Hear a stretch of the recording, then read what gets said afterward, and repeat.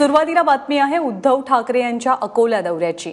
जलयुक्त शिवार योजनेमध्ये जर घोटाळे होत असतील तर या योजनेमध्ये आणि सिंचन घोटाळ्यामध्ये फरक तो काय असा प्रश्न उपस्थित करून उद्धव ठाकरे यांनी थेट मुख्यमंत्र्यांनाच लक्ष केलंय। आज विदर्भातल्या शिवसंपर्क अभियानाला सुरुवात झाल्यानंतर उद्धव ठाकरे अकोल्यात पत्रकार परिषदेमध्ये बोलत होते।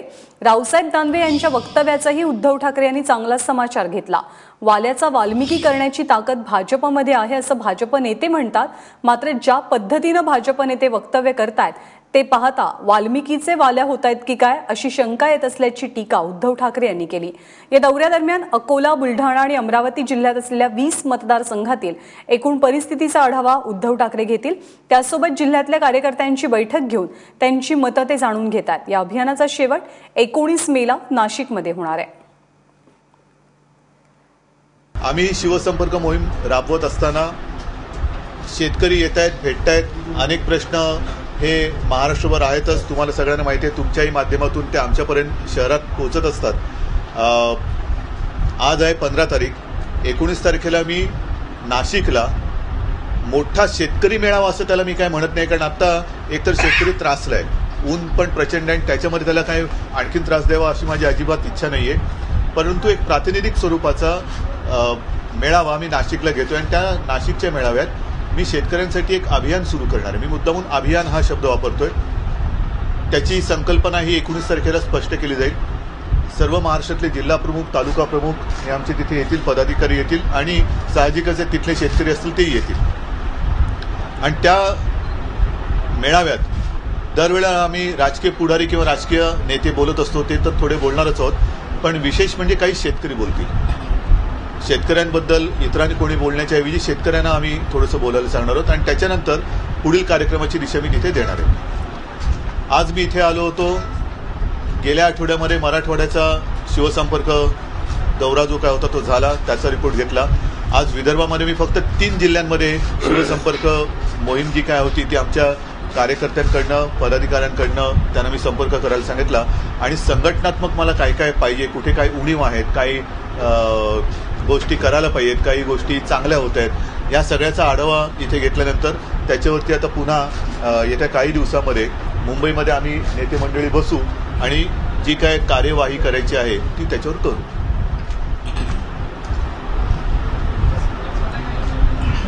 तर या निमित्ताने मी इथे आलो होतो।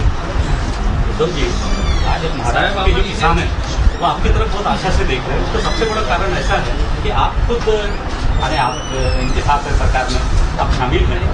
ये जो रिपोर्ट या अहवाल जो भी आप बनाएंगे किसानों के लिए, नहीं, ये किसानों के लिए अहवाल नहीं है। हाँ। ये तो मैं थोड़ी सी आपकी गलतफहमी हो रही है, वही दूर करना चाहता हूँ।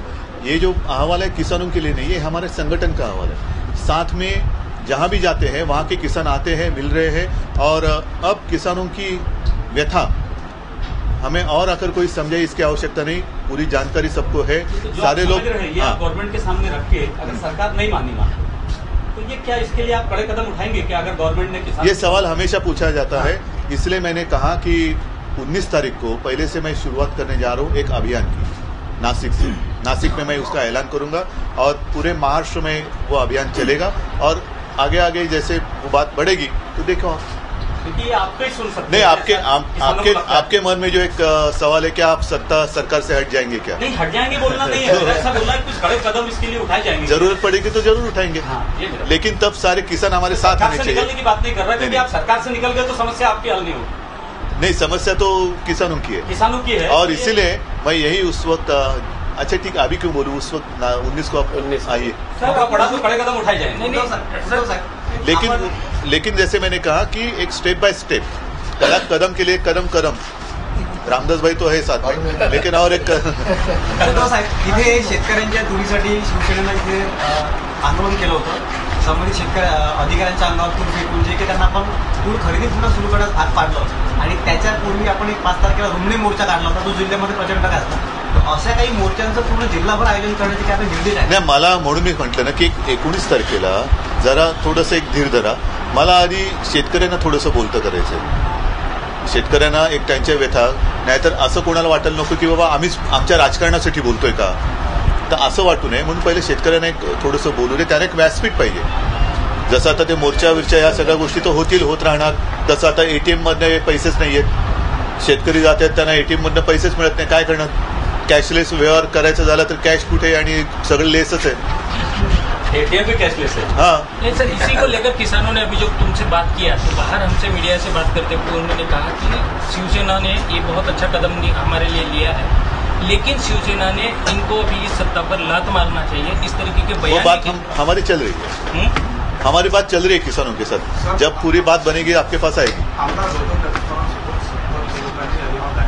हाँ, दांडी कोणी मारली नव्हती आणि चाबूक स्वारांचा प्रश्न जो होता ना तो उगाच एवढा पुरवला गेला। काय झालेलं आहे, आमचे सारे कार्यकर्ते आहेत, आमचे सारे सगळे लोक आहेत, हे प्रतापराव काय बाजुरे वगैरे किंवा हे सगळे आता आमदार खासदार झाले असतील, पण ही सगळी सारी कार्यकर्ती मंडळी आहेत, त्यांना अजूनही ग्रामीण भागामध्ये किती लोक ओळखतात। आपल्या देशात अजूनही गोपाळकृष्ण गोखले आणि टिळकांमधला फरक न समजणारे मंत्री आहेत, तर चाबूकस्वार आणि फणसेमधला फरक तुम्हाला नाही कळला तर त्याच्यात काय काही आहे?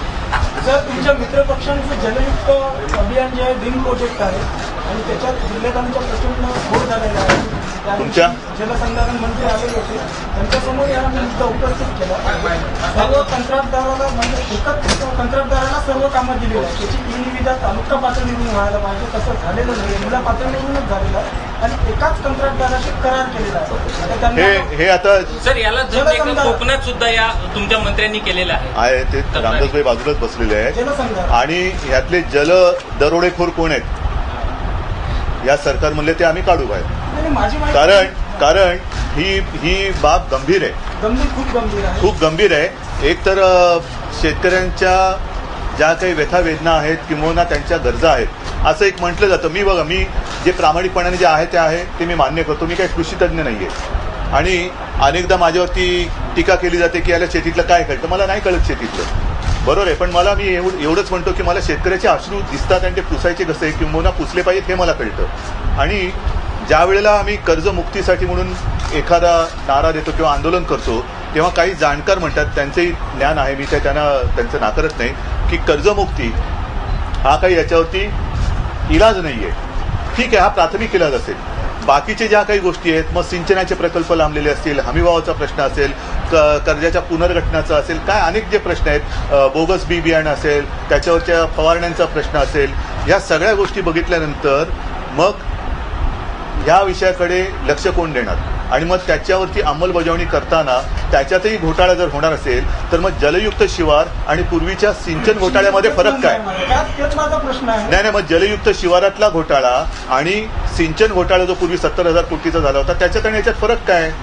म्हणून आम्ही हे जलदरोडेखोर कोण आहेत ते आम्ही शोधून करू।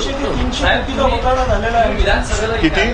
200 ते 300 कोटी। मग आणि आता तुम्ही हा जोडत होतात ना त्यांना की कोकणामध्ये रामदासबाईंच्या चिरंजीवानेच तो घोटाळा उघड केलेला आहे, तो त्याला पुराव्यानिशी दिलेला आहे। आम्ही सर वारंवार बोलतो याची दखल कोणी घेत नाही, आम्ही घेतो तुम्ही दखल घेतली, आम्ही घेतो आहोत, राज्याचं माहित नाही पण जिल्ह्यात एवढा मोठा प्रचंड घोळ झालेला आहे, आम्ही पुराव्यासह बोललेला आहे। मला द्या, तुमच्या इथले ऍक्टिव्ह आमचे आमदार आहेत बाजूरासह, त्यांच्या हातात हा मुद्दा किंवा त्यांच्यावरही जबाबदारी दिली तेही घ्या ना।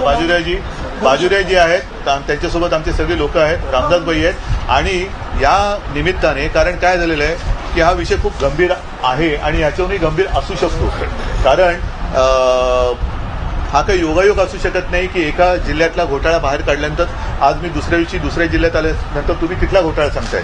आता मला संपूर्ण राज्यामधल्या प्रत्येक जिल्ह्यातल्या जलयुक्त शिवाराच्या कामाची चौकशी करावी लागेल, ती करावी लागेल आणि तिथे मी सर्वांना आवाहन करतोय, विनंती, आवाहन करतोय की जसे आज आपण स्वतःहून हा विषय काढलात, मी खरंच तुम्हाला धन्यवाद देतो। ही जाणीव महत्वाची आहे, कारण जसे राजकारणी म्हणून आम्ही जबाबदार आहोत तसेच पत्रकार म्हणून तुम्ही जबाबदारी घेतली पाहिजे लोकांना न्याय मिळवून देण्याची, ती तुम्ही इकडे त्यांची व्यथा मांडून हा प्रश्न काढून ती घेतली, त्याच्याबद्दल तुम्हाला मी धन्यवाद देतो। आणि असं ज्यांच्याकडे माहिती असेल त्यांनी शिवसेनेकडे ती आणून द्यावी। आम्ही हा प्रश्न धसास लावून जे कोणी गुन्हेगार असतील, जे कोणी मी पुन्हा सांगतो दरोडेखोर असतील, त्यांना आम्ही शासन दिल्याशिवाय राहणार नाही। साहेब, आपण शिवार संपर्क अभियान राबवत आहे म्हणून मग शिवार संवाद सुरू होणार आहे का? मला नाही, मी माझ्या पक्षाचं बोलतो सर, या संदर्भात असं पण त्या संवादामध्ये शिवीगाळी नसावी। शेतकऱ्यांना शिवीगाळी नसावी. सर, आता तुम्ही पदाधिकाऱ्यांशी बोलले काय शेतकऱ्यांशी बोलले, या तिन्ही जिल्ह्यात तुम्हाला काय कॉमन प्रॉब्लेम शेतकऱ्यांचा आढळला? मी आहे ना 19 तारखेला घेतो, संपूर्ण राज्यभर आहे आणि काही विषय हे राज्यभर कॉमन आहेत, काही विषय आहेत नाही महत्वाचे मुद्दे इथे घेतलेले आहेत. तुरीचा विषय, कापूसचा आहे, या सगळ्याच विषय आहेत. मी आता त्याच्यात आत्ता डिटेलमध्ये जात नाही, कारण जसं मी तुम्हाला म्हटलं तसं की राज्य म्हटल्यानंतर शेतकऱ्यांचे काही प्रश्न हे कॉमन आहेत, काही विषय हे विभागवार त्यांच्या पिकाप्रमाणे आहेत. तर त्या सगळ्याचा जो काय आहे ना तो उहापोह म्हणा किंवा त्याच्यावरती चर्चा मी 19ला करतो. नाही असं तज्ज्ञ म्हणतात.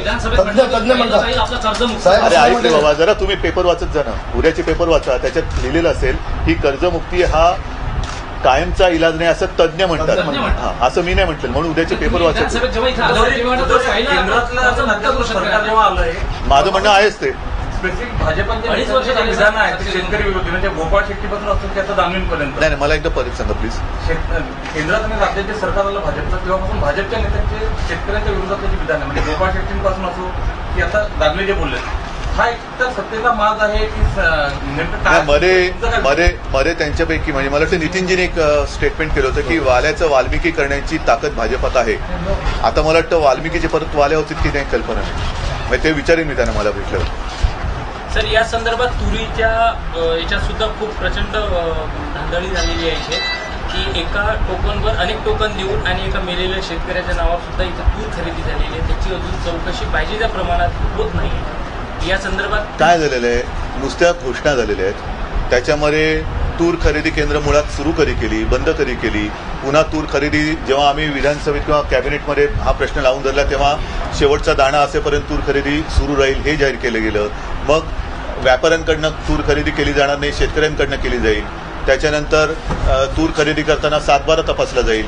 त्याच्यानंतर मध्येच कोणतरी सांगितलं की या संपूर्ण शेतीचं सॅटेलाईट मॅपिंग केलं जाईल. ह्या सगळ्या नुसत्या घोषणा झालेल्या आहेत. भ्रष्टाचारात त्याची कोणी असलं तरी आम्ही गय करणार नाही, ह्या सगळ्या घोषणा झालेल्या आहेत, त्याची अंमलबजावणी होत नाहीये. ही सुद्धा एक मोठी व्यथा शेतकऱ्यांची आहे की आता सुद्धा जो भाव त्यांना जाहीर केला गेला तो खरंच शेतकऱ्याच्या हातात मिळतोय का. म्हणून मी मगाशी जो विषय काढला ना की कॅशलेस व्यवहार करा, त्याच्यानंतर ATM मध्ये जा, ATM मध्येच पैसे नाही आहेत. म्हणजे तुम्ही एखादं धोरण जाहीर करता, मी सरकारच्या विरोधात मी बोलत नाहीये, पण सरकारने काय काय करायला पाहिजे ह्या जशा जनतेच्या अपेक्षा आहेत तशाच माझ्याही अपेक्षा आहेत. आणि अपेक्षा व्यक्त करणं म्हणजे टीका करणं असं मी त्याला मानत नाही. सर, संदर्भात शेतकऱ्यांना चोर ठरवल्या जात आहे, हजारो शेतकरी लाईनमध्ये लागलेले आहेत, असं काय होतंय? या सगळ्याचा म्हणून मी म्हटलं ना ह्याचा सोक्षमोक्ष लावावं लागेल. आणि म्हणून तुम्ही जो मगाची प्रश्न विचारत होता की 2 वर्ष होऊन गेली, 2.5 वर्ष होऊन गेली, मी पहिल्यापासून असा विचार केला होता, कारण सुरुवातीला आम्ही सत्तेत नव्हतो, आम्ही विरोधी पक्षात होतो, मराठवाड्याचा एक दौरा आमचा झालाही होता. तेव्हा मी असा विचार केला की बऱ्याच वर्षानंतर महाराष्ट्राने सत्तांतर केलेलं आहे आणि त्या सत्तांतराला आपण अपशकून करू नये म्हणून मी सत्तेत कोणताही मानपान न ठेवता गेलो. आजही सत्तेमध्ये आहे, सरकार सोबत आहे, सरकार व्यवस्थित चालावं म्हणून माझाही प्रयत्न चालू आहे. 2-1-2.5 वर्ष झाली मी त्याच्यावरती मुद्दामून तसं काय हे केलं नव्हतं. पण आता ज्या वेळेला जसं मी बोलतोय तसंच तो मगाशी त्या समितीचा अहवाल कुठला होता तो हे तुमच्या पेपरमध्ये छापून आलेलं मी वाचतोय. केंद्राची जी एक कमिटी होती अरविंद सुब्रमण्यम ना, त्याच्यामध्ये त्यांचे काय काय त्या शिफारशी होत्या त्या वाचा. आणि त्यांनी सप्टेंबरमध्ये साधारणतः एक अंदाज केला होता की तुरीचं बंपर पीक येईल, त्याच्यासाठी सरकारने, केंद्राने आणि राज्याने युद्ध पातळीवरती तयार असलं पाहिजे. युद्ध पातळीवर म्हणजे जिथे युद्ध करायचे तिथे सुद्धा आमच्या तयारीची पातळी कळत नाहीये आणि तुरीच्या भावाच्याबद्दल किंवा तुरीबद्दल सुद्धा युद्ध कोणाशी करायचं हे शेतकऱ्याला कळत नाहीये.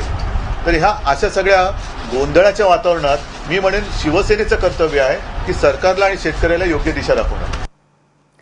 तर शिवसंपर्क अभियानाला सुरुवात झालेली आहे. अकोल्यामध्ये आज उद्धव ठाकरे बोलत होते आणि यावेळी त्यांनी खास करून भाजपचे प्रदेशाध्यक्ष रावसाहेब दानवे यांनी शेतकऱ्यांसंदर्भात केलेलं विधान आणि भाजपची काही धोरणं यावर जोरदार टीकाही केली. एक छोटासा ब्रेक घेतो, यानंतर बघत राहा दुपारच्या बातम्या.